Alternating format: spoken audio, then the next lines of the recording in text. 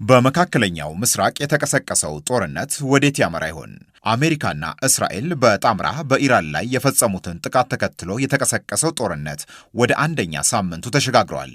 ጥፋትና ውድመቱም ከፍተኛ መሆኑ እየተነገረ ነው። ይህ ቀጠና በዓለም ንግድና ኢኮኖሚ ውስጥ ያለው ተጽዕኖና ድርሻ ከፍተኛ መሆኑን በማንሳት የሚያስከትለው መስቀልቀል ለሌሎቹም ሀገሮች የሚተርፍ ስለመሆኑ እየተነገረ ነው።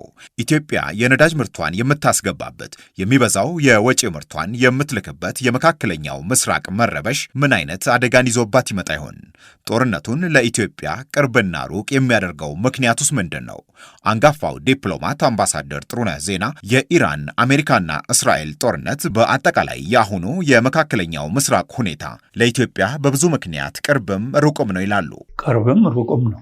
ቅርብ የሚሆንበት መንገድ በጣም በቀላሉ የሚታይ ነው። መካከለኛው ምስራቅ የኛ ታሪክ፣ የኛ ፖለቲካ አፍሪካ አገር ብንሆንም ከመካከለኛው ምስራቅ ጋር የተያያዘ ነው። እስራኤልና በግብፅ መካከል፣ በእስራኤልና በሌሎች መካከል የተነሳው ጦርነት ወይም ግጭት እኛን ሳይነካ ያለፈበት ሁኔታ ነበረ ሁሉ ጊዜ እና በተለይ እኛ በአሁኑ ጊዜ ያለን የዛን ጊዜ እንኳን ፖርት አለን፣ ወደ ባህር መውጫና መግቢያ በር አለን የራሳችን የሆነ። አሁን የለንም። በሌላ አገር ፈቃድ ነው የምንገባውና የምንወጣው። በዛ አገር ደግሞ ብዙ አያላን አሉ፣ ብዙ ኢንተረስት ግሩፕ አሉ እና ያ በር በሚዘጋበት ጊዜ፣ በዛ በር ላይ ጉዳት በሚደርስበት ጊዜ የኢትዮጵያ ጎሮሮ ታንቀ ማለት ነው። በዚህ ሁኔታ እጅግ በጣም ቅርብ ነው። አፍሪካውያን በአንድ ሀሳብ ለመቆም ከቻሉና ከነገሩ ገለልተኛ ለመሆን የሚመርጡ ከሆነ፣ የጋራ መንገድን የሚከተሉም ከሆነ ሊመጣ ከሚችለው መዘዝ ራሳቸውን ማራቅ፣ ለነገሩም ሩቅ መሆን ይችላሉ ብለውናል። የጦርነቱን መጀመር ተከትሎ ኢራን ከዓለም የነዳጅ ምርት ከ20 በመቶ በላይ የሚሆነው የሚተላለፍበትን ወሳኙን የሆርሙዝ መተላለፊያን ምልልስ ማገዷን ተናግራለች። ይህም በዓለም የነዳጅ ዋጋ ላይ ከፍተኛ ጭማሪ ሊያስከትል ይችላል የሚል ስጋትን ፈጥሯል። ምልክቱም መታየት ጀምሯል። ከዚህ ቀደም በዚሁ የመካከለኛው ምስራቅ አካባቢ የሚፈጠር ቀውስ በኢትዮጵያ ላይ ሊያስከትል ስለሚችለው ጫና ሐሳባቸውን የጠየቅናቸው በውጭ ጉዳይ ኢንስቲትዩት የመካከለኛው ምስራቅ ተመራማሪ ዶክተር መሐመድ ሰይድ ይህንኑ ስጋት አንስተውልን ነበር። ይሄ ቀጠና እንደምታውቀው ትልቅ የንግድ መስመር ነው።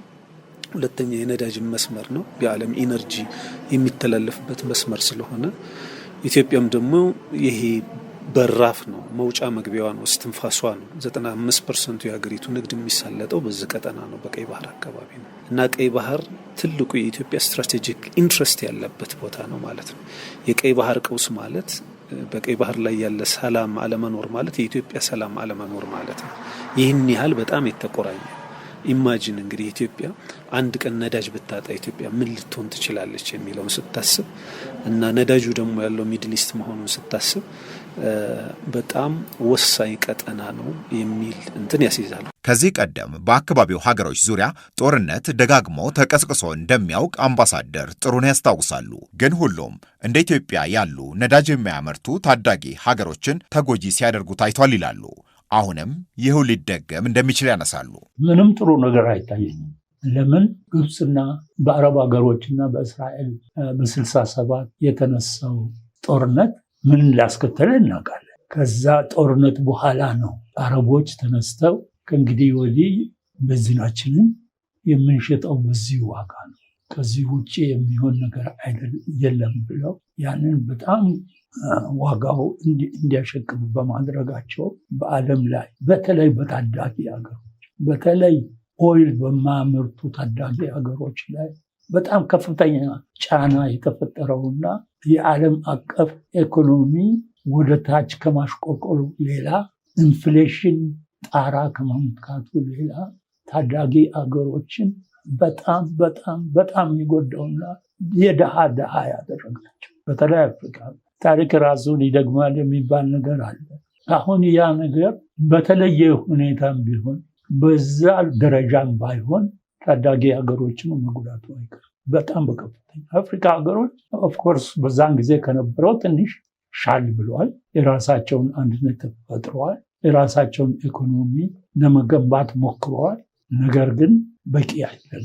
እስራኤልና አሜሪካ በኢራን ላይ ጥቃት የመክፈታቸው ምክንያት ተደርጎ ተደጋግሞ የሚቀርበው ከኢራን የኒውክለር ኃይልና የሚሳኤል ኃይል ጋር የተገናኘው እየተፈጠረ ያለው አቅም ነው። እስራኤልም ኢራን በዙሪያ ያሉ ቡድኖችን ታስታጥቃለች፣ እሷም የምትደግፋቸው ቡድኖችም የደህንነቴ ስጋት ናቸው ትላለች። ባለሙያዎች ግን በአካባቢ ያለው መከፋፈልና ውጥረት በዚህ ብቻ የመጣ እንዳልሆነ ሲያስረዱ ይሰማል። ዶክተር መሐመድም ይህንኑ ሐሳብ ያነሳሉ። ሞር ኦፍ ጂኦፖለቲካል ሪቨለሪ ነው፣ የጂኦፖለቲካል ጦርነት ነው የሆነው። እስራኤል ቀጠናው ላይ ያሉ ኃይሎች አሉ፣ አሰላለፎች አሉ። ምዕራቡና እስራኤልን ጨምሮ አንድ አሰላለፍ አለ። ሌላ ደግሞ እነ ሳውዲ የሚመሩት ሱኒ ሌድ የሱኒ አላያንስ አለ። በሌላ በኩል የኳታርና የቱርክ አሰላለፍ አለ። በሌላ በኩል ኢራንና እንጃዎቿ አሉ ማለት ነው። ስለዚህ የሲቪላይዜሽን ግጭትም ነው አንዳንድ ጊዜ ስታየው። ለምሳሌ ኢራኖች የሺአ ሃይማኖትን ያራምዳሉ። በቀጠናው ላይ አጋር መፍጠር ይፈልጋሉ። ቀጠናውን መቆጣጠርና ዶሚኔት ማድረግ ይፈልጋሉ። በሌላ በኩል ይህን የሺአ ኢንፍሉዌንስ ደግሞ የሳውዲ እና የሷ የሱኒ ሀገራቶች ደግሞ ያን መከላከል ይፈልጋሉ። በሌላ በኩል ደግሞ እነዚህ በአጠቃላይ ደግሞ ከዌስቱና ከእስራኤል ጋር ያለውን ግንኙነት ውጥረት ውስጥ ያለ ሁኔታ አለ ማለት ነው። ስለዚህ እየሆነ ያለው ሞር ኦፍ አይዲዮሎጂካል ጂኦፖለቲካል የሆነ ጉዳይ ነው ማለት ነው። በአካባቢው ያለውን ይህንን ውስብስብ ባህሪ መለየት ያስፈልጋል ብለዋል። ለኢትዮጵያ አካባቢው መግቢያና መውጫ በሯ የነዳጅ ምርትን ገዝታ የምታስገባበት ከመሆኑም ባለፈ ወደ 28 በመቶ የሚሆነው የወጪ ንግዷ መዳረሻ መሆኑም ይነገራል። የተባበሩት አረብ ኤምሬትስ፣ ሳውዲ አረቢያ፣ ሱዳን፣ ጅቡቲና ሶማሊያ 28 በመቶ የኢትዮጵያን የውጭ ንግድ የሚረከቡ ሀገሮች መሆናቸው ይነገራል። ይህ ሁሉ በዛ ቀጠና የሚከሰተውን ቀውስ በአንድም በሌላም የኢትዮጵያም ያደርገዋል ተብሏል።